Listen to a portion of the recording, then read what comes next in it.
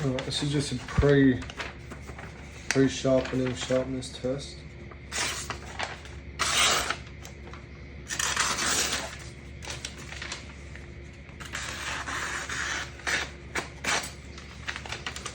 Pretty blunt. Alright, today we'll be doing a bit of freehand sharpening. Just on this cheap, I'm guessing it's a stainless steel.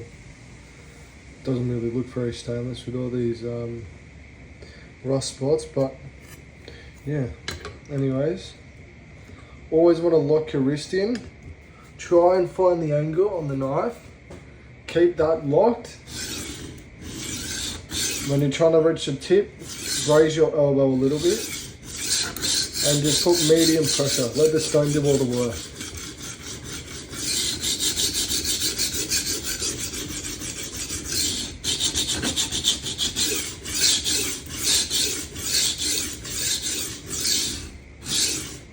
Now you want to keep going on one side until you feel a burr. Once you feel that burr, you'll flip to the other side and get started.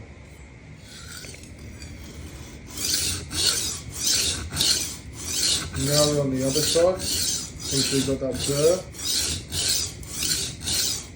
Now you want to work this side until you get a burr on the other side, and then we'll do some burr minimization.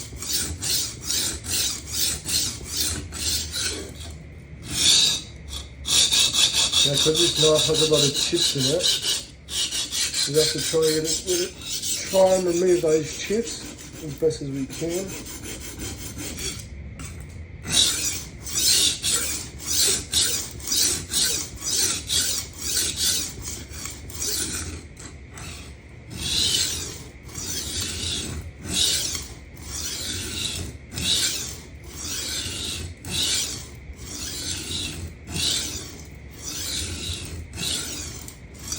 I'll come back in once we're finished with the burr on both sides. Alright, now that we've got a burr on both sides, just want to try minimize it using edge trailing strokes, very light pressure.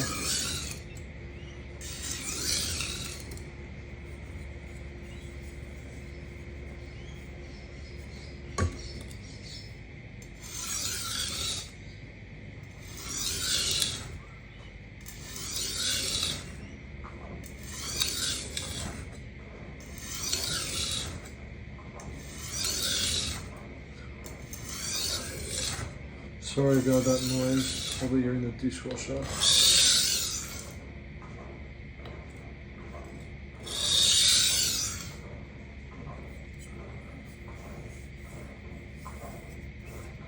Alright, now, tiny bit of a burn.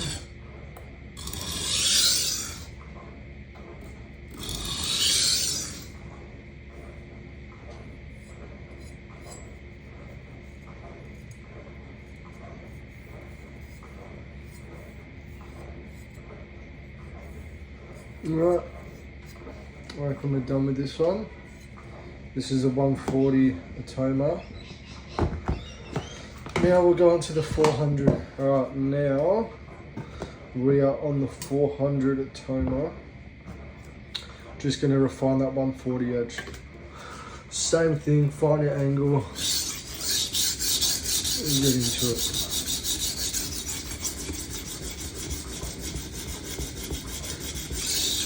I'll always try blending a certain spot. Never sit in one spot for too long. You always want to blend the edge together. That's how you get deformed knife shapes, where the belly's too flat, or it's too curved, or losing more material in one section than another. So always try to blend it in with longer strokes, like what I'm doing now. And then always check your edge after a while. Nice scratch pattern. Keep going until we feel that burr on this side, and then we'll flip it over. Right, so we've got a burr formed along this whole side.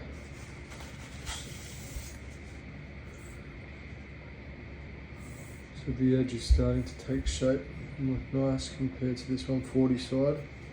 Now we want to flip over. Start by knocking this burr back so they don't get carved by a tear out. which is a whole topic in itself that I won't get into. Alright.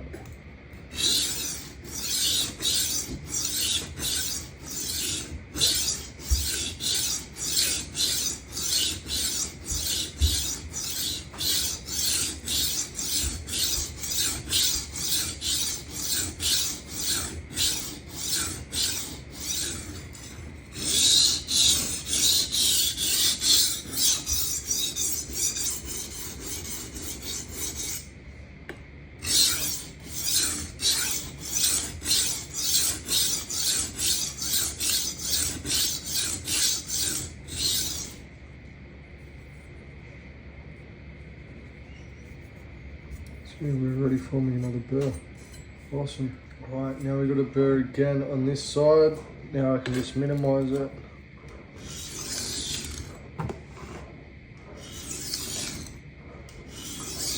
The good thing about cheap steels is, well, I should say softer steels is, they get a burr relatively quickly.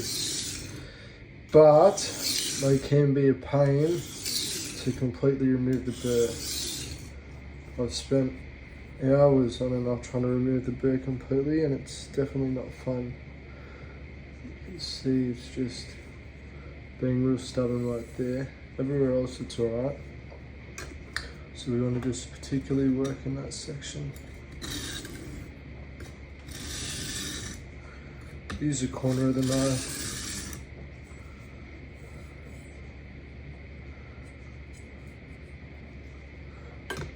Maybe I'll go.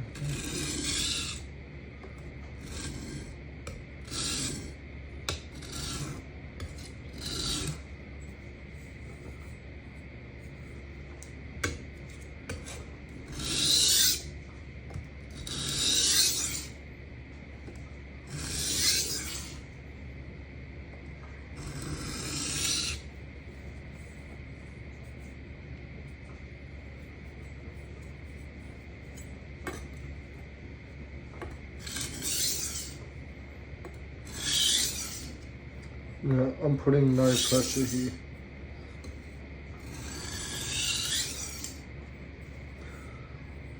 There we go. Pretty much all knocked over. Same on this side. Little to no pressure.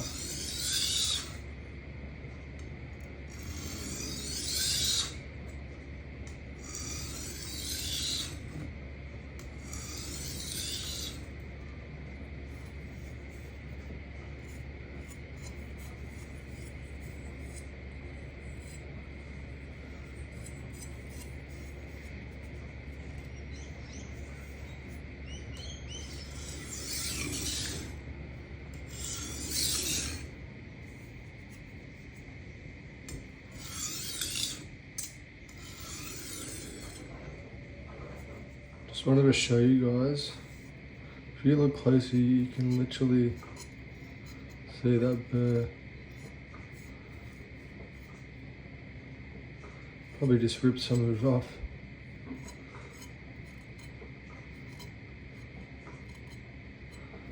I know the edge still isn't refined fully, but that's going to happen with the next two stones. Just thought to show you guys that. Now we're using the Shapton Kuromaku 1000 just to refine this scratch pattern and smooth it all out. And this is a very nice water stone. Gives great feedback.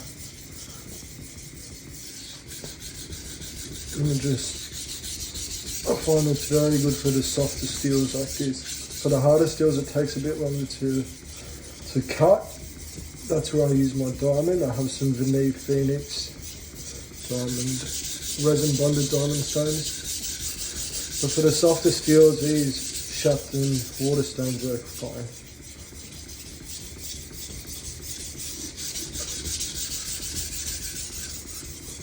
And these are splash and go. I just use a bottle of soap and water, soapy water, and that's it. Splash and go.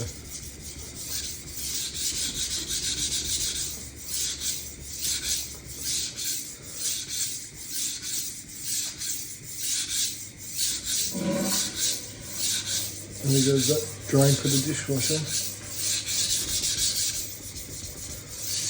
Alright, let us check our edge. Much, much, much better. It's like night and day. And you will notice you're not going to get a burr as big as you would from, say, an Atoma stone. It's going to be a lot more of a refined burr. Not as much, not as distinct.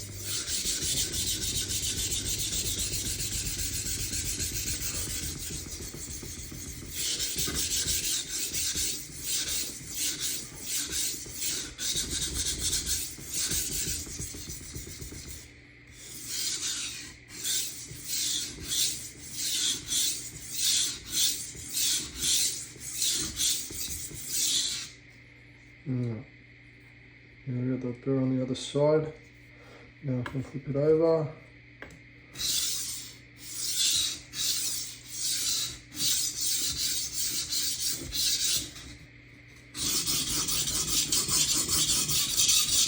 With water stones, you need to keep them flat. So every few sharpening sessions, I would run the Atoma 400 over it.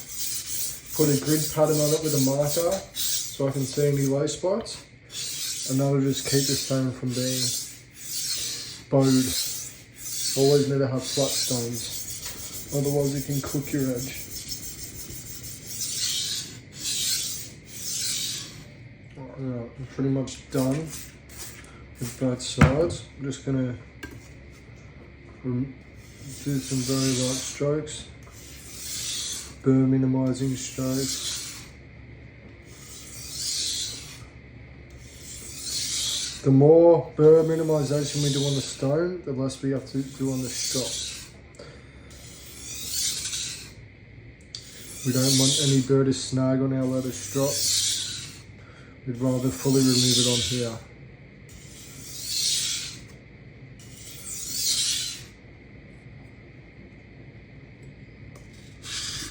What is this bottom section here? It's because of this bolster. If I could remove this bolster, I would. But it's not my knife. For starters, I'd never buy a knife with a bolster. Just gets in the way.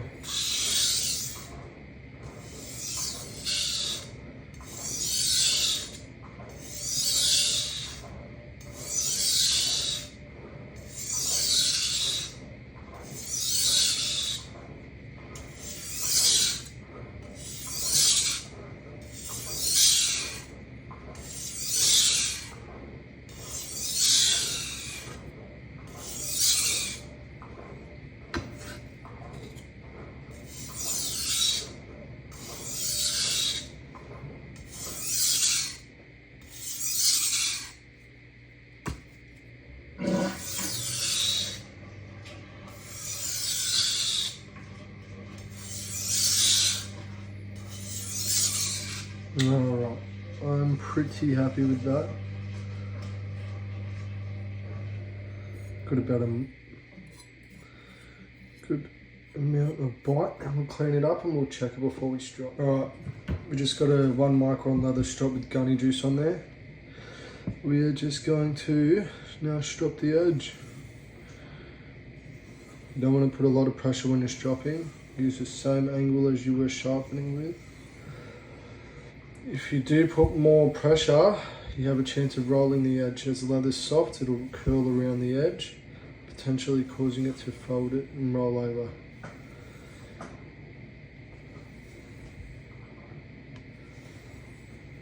And this is some good stuff from Gunny. Great diamond emulsion.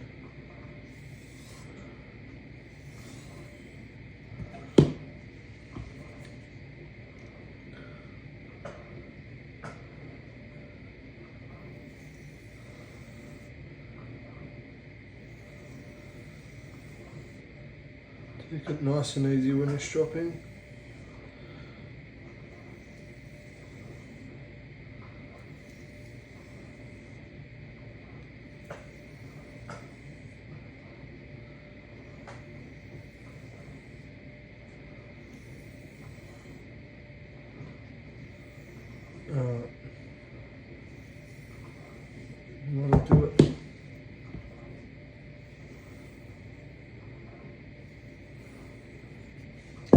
Just give the edge a quick wipe.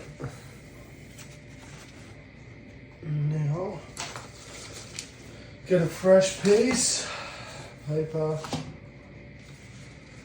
and I've done here. This thing might be blades through paper.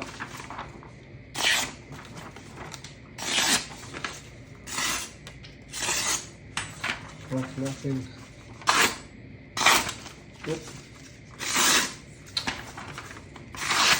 So I left this at 1,000 grit edge, just because it's for kitchen use. You don't really need to go any higher. Otherwise, you usually lose some bite with it. Still want that bite to cut into food and stuff like that. This thing is a razor blade. Anyway, thanks for watching. Hope it was informative. You might have learnt something, I don't know. Hopefully, it's just going through the arm here. Yeah. I will see you in the next video.